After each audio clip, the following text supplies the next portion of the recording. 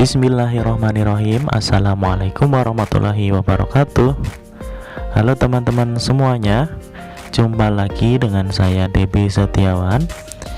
Pada video kali ini kita akan ngebahas pembelajaran 2, subtema 2, tema yang ke-9. Oke, sebelum kita lanjutkan, saya mau mengingatkan kembali bagi kawan-kawan yang belum subscribe, mohon bantuannya untuk subscribe dan juga klik lonceng supaya kalian mendapatkan notifikasi dari channel ini. Oke kawan-kawan, langsung saja kita masuk ke pembelajaran 2. Dalam pembelajaran 2 ini ada 2 buah not dari 2 orang anak. Yang pertama, wah negari kita benar-benar kaya, yaitu berbagai sumber daya alam yang ada di sekitar kita dapat memberikan manfaat bagi hidup kita. Iya betul sekali Udin, tetapi kita juga harus ingat bahwa kita harus memanfaatkan sumber daya alam tersebut dengan sebaik-baiknya. Nah, itulah pesan teman-teman pada pembelajaran 2 ini.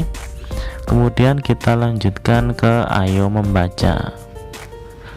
Melihat potensi sumber daya alam yang sedemikian melimpahnya membuat kita semakin cinta terhadap tanah air Indonesia.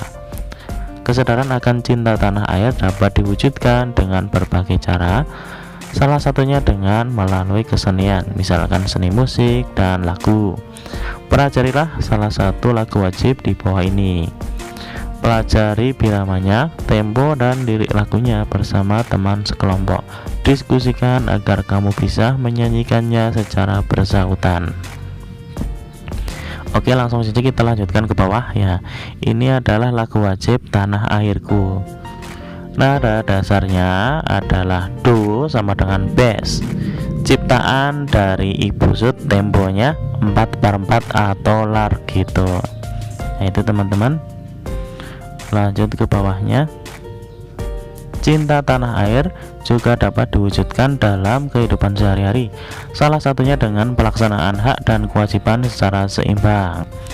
Pada pembelajaran sebelumnya, kamu telah belajar mengenai pelaksanaan hak dan kewajiban dalam kehidupan sehari-hari terhadap lingkungan alam.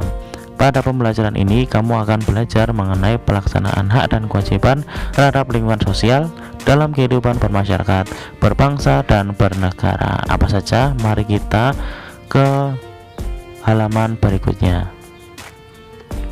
Nah, ini ada kewajiban warga negara. Nah, di sini nomor 1, menjunjung hukum dan pemerintahan Indonesia. Ini adalah kewajiban kita ya. Hukum itu bertujuan agar keadilan dan ketertiban dapat tercapai. Selain itu, mengatur kehidupan manusia dalam bermasyarakat, berbangsa, dan bernegara. Itu ya pentingnya menjunjung hukum dan pemerintahan di Indonesia. Lalu yang kedua, menjaga kelestarian lingkungan sekitar. Menjaga lingkungan sekitar itu dapat dilakukan dengan cara menjaga kebersihan tempat tinggal kita. Beberapa tindakan yang dapat kita lakukan diantaranya yaitu tidak membuang sampah sembarangan, rutin kerja bakti, reboisasi, dan tidak melakukan perburuan liar. Itu teman-teman, kita harus jaga lingkungan sekitar kita. Yang ketiga, membayar pajak. Pajak merupakan salah satu sumber pendapatan negara yang digunakan untuk pembangunan.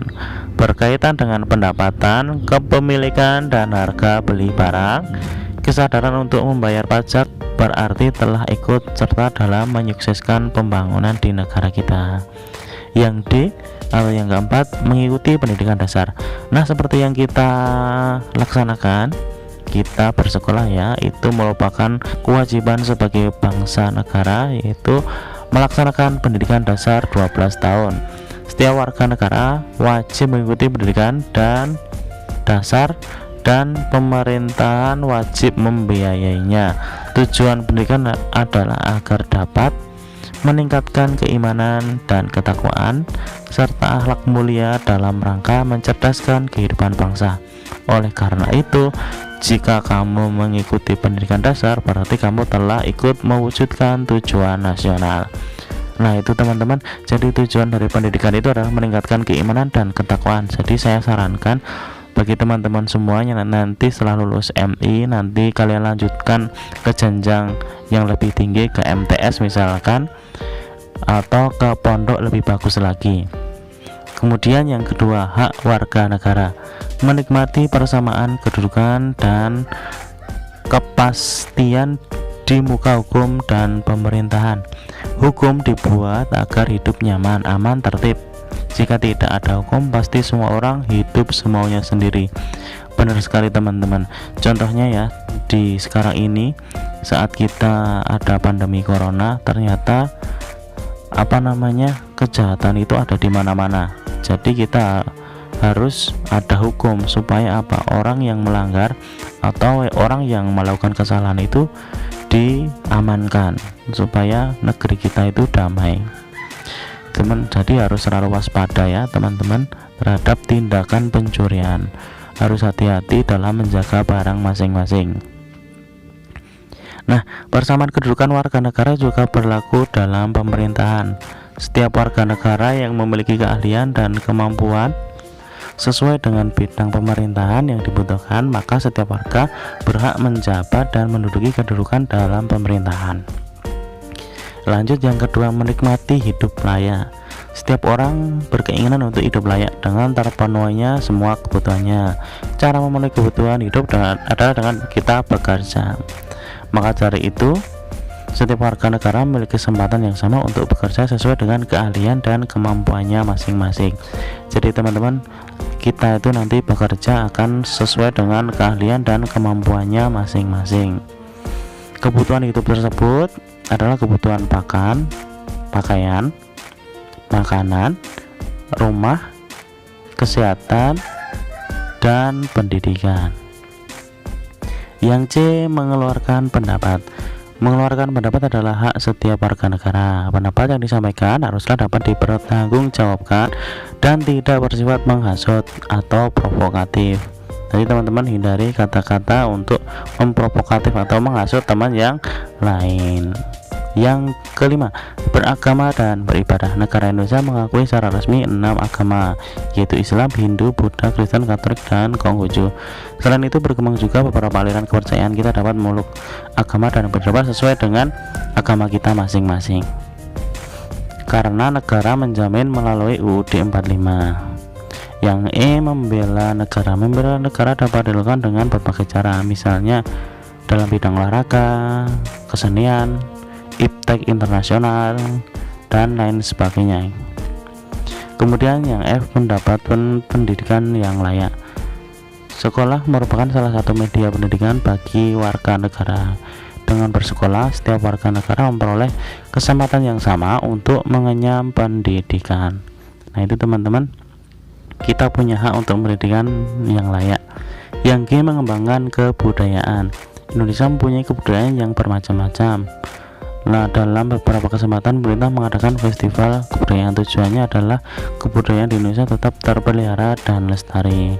Kemudian yang H, menikmati kekayaan alam. Nah ini ya, bahwa bumi, air, dan kekayaan alam yang terkandung di dalamnya adalah pokok-pokok kemakmuran rakyat. Oleh sebab itu kita harus dikuasai oleh negara